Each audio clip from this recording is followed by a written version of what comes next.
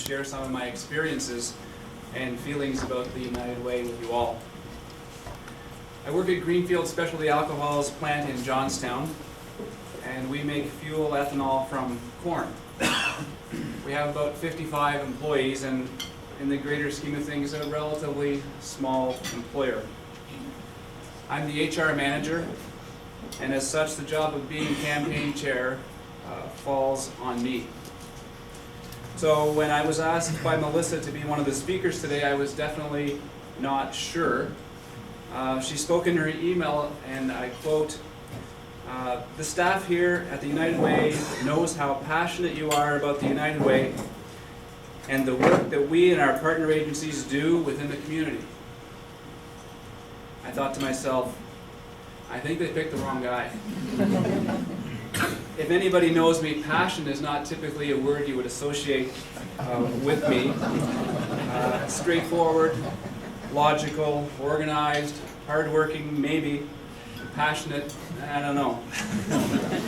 And the last thing I want to do is come up here and appear to be fake or not genuine. But the more I thought about it, the more I suspected that maybe, just maybe, I could say something that you could relate to if you're in a workplace campaign. So, what comes to mind when I think of the United Way? Well, I can't recite the mission or the vision, and I don't think I could remember last year's campaign slogan. But to my way of thinking, the United Way helps people in need. They do a job that needs doing, and in the process, change people's lives. To me, that's what it's all about. Now, as far as my involvement in the United Way is concerned, it started when I was working in Cornwall, and I got involved helping with the industrial sector.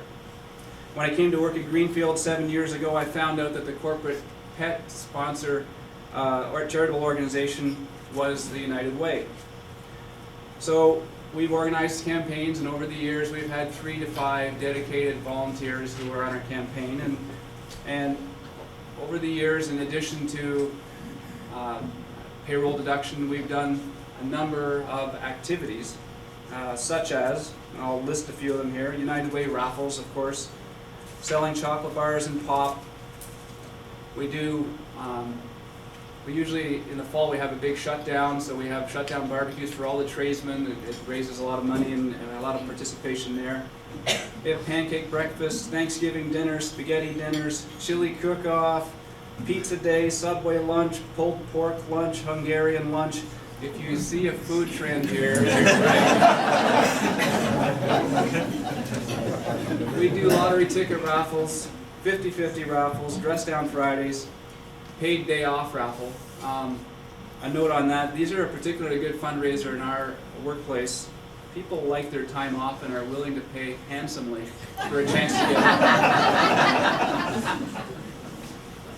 Like any organization, we have our share of challenges when it comes to United Way. Challenges such as committee fatigue. Finding people who are dedicated to making things happen year in and year out is often a challenge. As most of you probably know, these dinners and raffles don't get organized by themselves. And let's not forget that the volunteers also have jobs to do. Employee fatigue.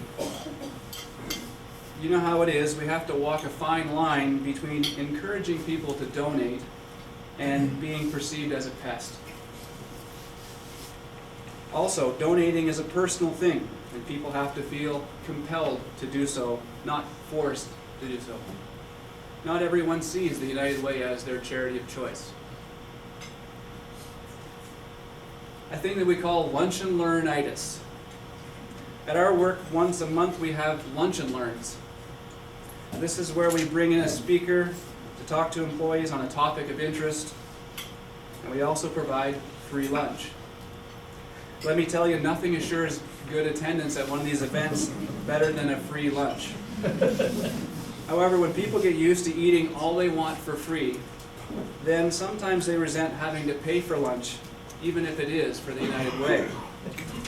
It's easy to forget that it's not as much that they're paying for food as it is they're helping to donate to a good cause. Well, that's one of our challenges, is keeping it fresh. Doing the same old things year after year, as many of you probably know, can get to be a bit stale, both for the campaign team and for the employees. I put out a request to our friends at the United Way here office here to maybe see if they could keep an inventory of different workplace events and activities that they become aware of, and share them with everyone here who have the same kind of challenges that we face. It might help to keep things fresh in your workplace too. But in the greater scheme of things, the problems we face are small in comparison to the good that we can do. When it's all said and done, I come back to what I said earlier. The United Way helps people in need. They do a job that needs doing, and in the process, they change people's lives. I'll finish off with a slightly embarrassing story. It's become a habit to me and as many of our plant's campaign team as possible to attend both the kickoff and the wrap-up breakfasts. Typically, I get the email, as many of you do, and ask if any of the team members are interested in attending. Then, as requested, I'll RSVP to the office.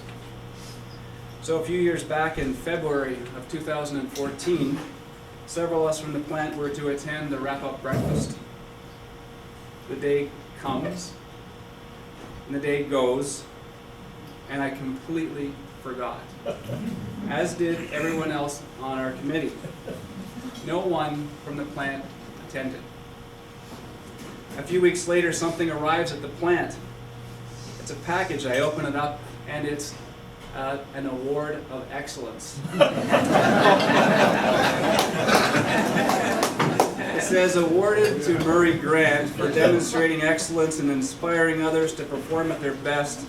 We are better because of you. So I said I'd come.